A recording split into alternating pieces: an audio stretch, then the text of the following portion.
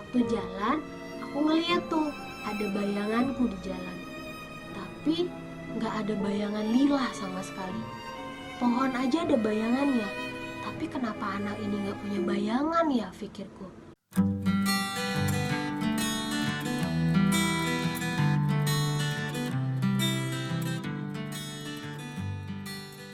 Assalamualaikum warahmatullahi wabarakatuh. Terima kasih sudah klik video ini. Semoga kita semua dalam keadaan sehat walafiat dan penuh dengan berkah.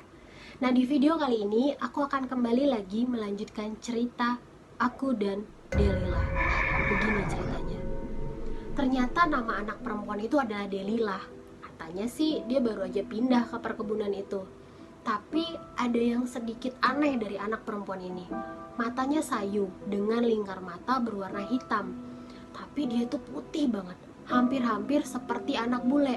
Warna rambutnya aja berwarna pirang kecoklatan. Dan dia juga mengenakan baju dress berwarna krem yang panjangnya selutut. Dan dia juga mengenakan sepatu pantofel dengan kaos kaki putih berenda. Kan gak biasa ya anak pakaiannya seperti itu. Tapi setelah hari itu kita pun berteman. Hampir setiap hari dia itu datang ke rumah pohon ataupun ke ayunan. Nah, satu hari dia datang sambil ngebawa boneka.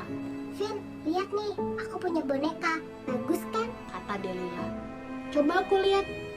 Ih, boneka gini kok dibilang bagus, Lila? Ini udah jelek, jorok, bau lagi. Ini udah mulai sobek nih. Udah gak usah dimainin aja, Lila. Buang aja ya. Ntar kalau mamiku lihat, kamu bisa kena marah loh, kataku kepada Delila. Jangan. Dia langsung narik bonekanya dan berlari pulang. Apa mungkin dia marah ya, pikirku. Udah 3 hari Lila gak datang ke rumah. Aku pun mau coba tanya ke mami. Ya kali-kali aja mami ada lihat. Nih, mami ada lihat gak kawan Vin yang sering datang main ke rumah pohon? Tanyaku kepada mami. Kawan? Kawan yang mana? Emang ada kawan Kevin yang datang? Mami malah balik nanya ke aku. Ada Mi, anaknya cantik, kayak bule. Katanya sih dia baru pindah ke sini Mi. Mami nggak tahu, emang ada ya orang baru yang baru pindah? Ntar lah, coba Mami tanya ke Papi ya, jawab Mami. Nah, keesokan harinya sepulang sekolah, aku tuh langsung ganti baju, makan, dan langsung main ke rumah pohon. Aku sih berharap semoga si Lila udah ada di sana. Dan bener aja, Lila udah ada di sana. Tapi dia cuma berdiri, diem, dan mukanya datar. Apa mungkin dia masih marah ya sama aku? Pikirku. Aku mencoba untuk ngajak dia main. Dan akhirnya kami pun main masak-masakan. Tapi kemudian aku baru sadar kalau ternyata Lila ini gak pernah ganti baju. Bajunya itu terus.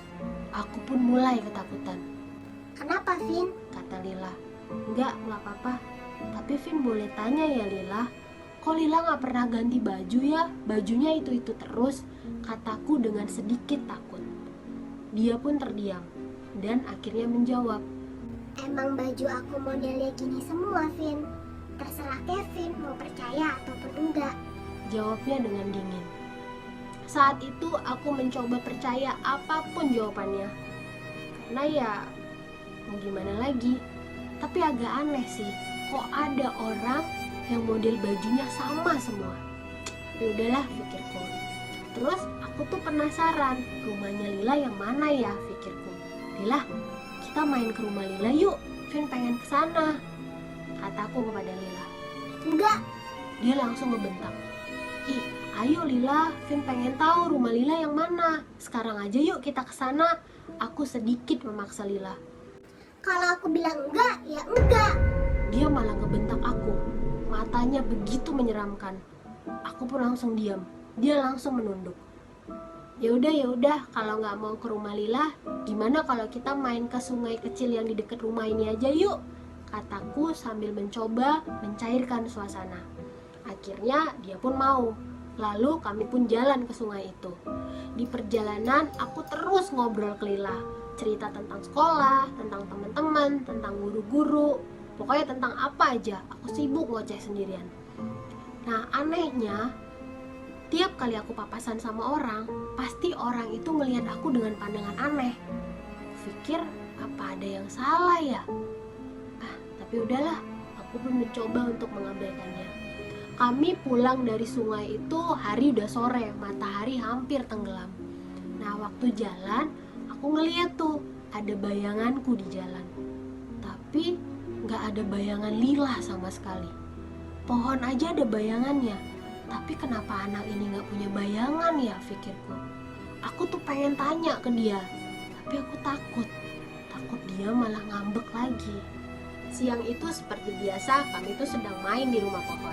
Tiba-tiba Lila ngomong, Vin, kamu tahu nggak cerita tentang pohon nangka yang ada di belakang? katanya sambil menunjuk ke arah pohon nangka. Hah? Enggak, nggak tahu. Emang kenapa? Kata mamaku, di situ pernah ada perempuan Belanda yang bunuh diri. Katanya kepadaku. Ih Lila, udah jangan cerita itu, aku takut. Gimana kalau sekarang kita main aja ke rumah kamu? Kan kemarin kamu udah janji ke aku, kataku sambil menarik tangan Lila. Dan aku kaget, tangan Lila dingin banget. Lila, kamu sakit ya? Tapi dia gak jawab apa-apa. Terus dia ngomong, Ayo kita ke rumahku. katanya dengan dingin. Lalu kami pun pergi ke rumahnya dengan berjalan kaki. Sepanjang perjalanan kami tuh sama sekali gak ada ngobrol. 20 menit kemudian kami sampai di rumah itu. Rumah Lila kelihatan tidak terawat. Banyak sampah, dedaunan, serta rumput dan ilalang yang tidak dibersihkan. Jendela dan pintunya pun tertutup rapat. Suasananya serem. Aku pun mulai ketakutan. Ayo Vin, kita masuk. Kata Lila. Hah? Gak usah Lila, aku pulang aja ya. Ini kan udah sore, ntar mami nyariin, kataku sambil berlari pulang. Lila hanya terdiam berdiri mematung di depan rumahnya. Sudah 2 hari Lila gak kelihatan di rumah pohon. Kenapa ya? Apa sakit ya? Pikirku.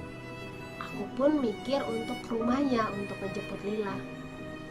Aku pergi ke rumah Lila dengan naik sepeda. Sesampainya di sana, rumah Lila kelihatan sepi. Semua jendela dan pintunya tertutup dengan rapat.